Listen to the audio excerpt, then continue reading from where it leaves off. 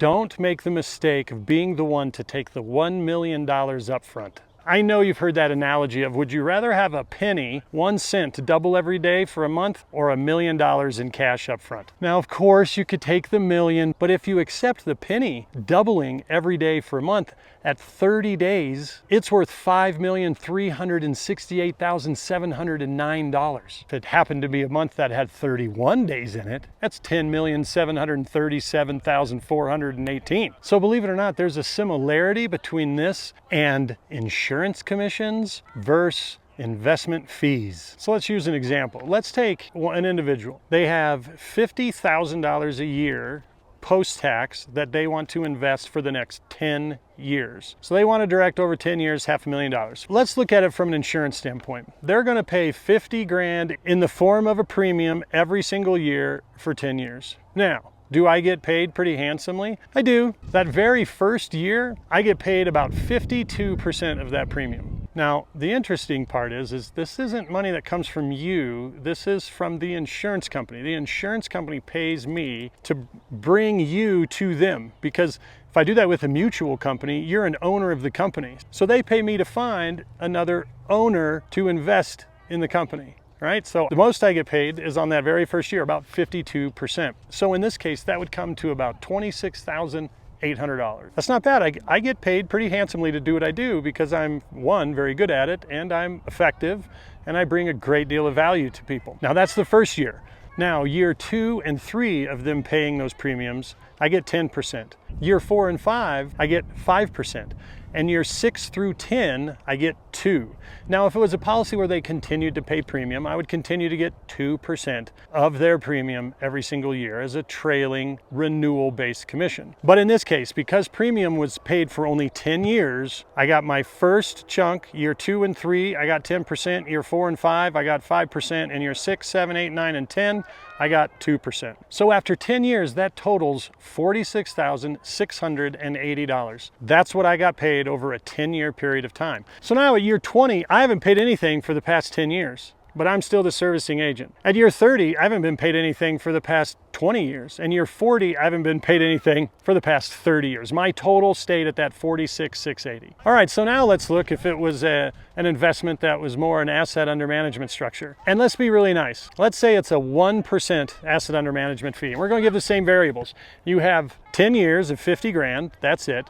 And let's say it's going to grow at 8% every single year. So that account is investing and accumulating, and there's a 1% assets under management fee. Now, that's being really nice. Obviously, year 1, if you invested 50 grand and they peeled off $500, and I made what, just under 27? Yeah, year 1. However, that came off of your balance, right? So that you paid out of your balance. So that does affect your ability to earn. So therefore, that $500 has a lost opportunity cost associated with it, because it's money that you had that is now gone, that can't accumulate. If you handed me $100, you don't just lose the $100. That $100 can never earn for you ever again going forward. So there's a lost opportunity cost to that. And if that opportunity was 8%, so you didn't just pay $500 year 1, you paid $548 year 1 because that money could not earn for you. Now let's look at year 5. At year 5, the commission paid would be $8,229. All right, I've still made more money than them over the first 5 years. That lost opportunity cost is $9,852. That's what those fees could have earned if they could be retained in your account. What about year 10? At year 10, that fee alone at 1% to manage that money is $6,882. The cumulative you've paid is $34,081. And the lost opportunity cost of that total is $46,432. So you could say the lost opportunity cost is equal to what I earned over the 10 years, but there's a difference. See, that money came from you. On my side, the money came from the insurance company. People go, yeah, but they got to expense it. The client ends up paying for it. Okay, let's just call it even. So at about 10 years, we're even. However, if you remember, I don't get paid anymore in this example, but the assets under management do. And this is kind of where that, would you rather have the penny compound every day for a month? This is where these fees start to kind of turn into that kind of math. So at year 20, your annual management fee would be $13,347. That's just for that year.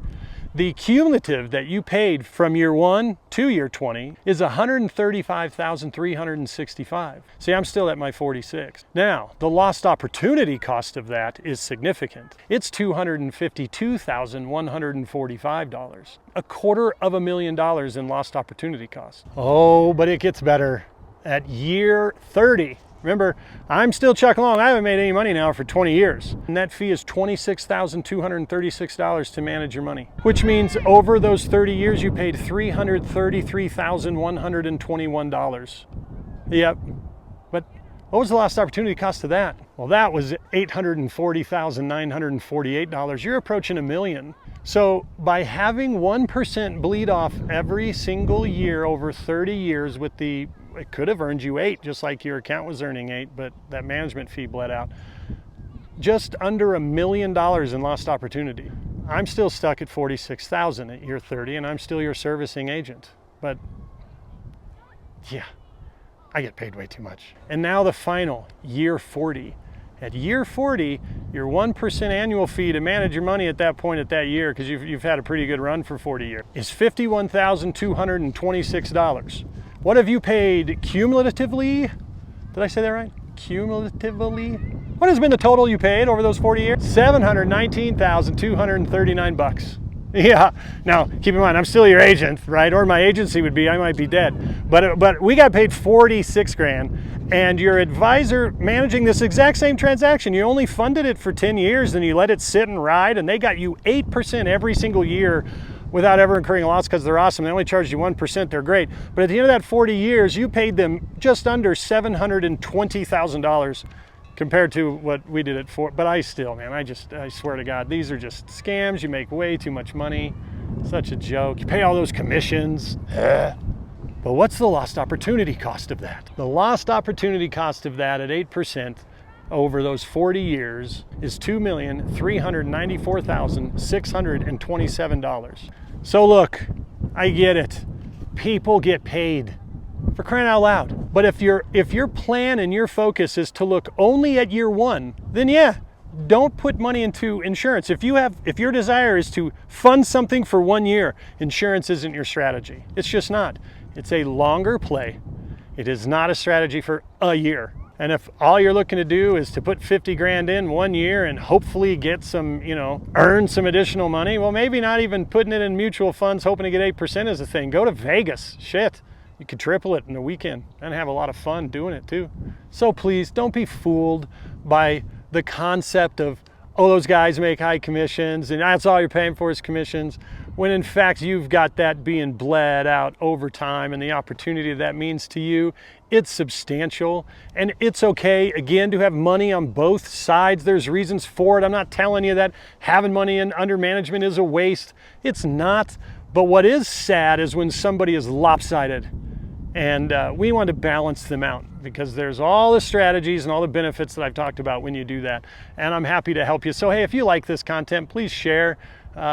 Please follow me and leave a comment. And then also, as I always say, man, don't forget the way you live your life matters, because you're building how you're going to live with God later. So man, be blessed, live that way, show it, smile, and know that you're loved, and have a great day. See ya.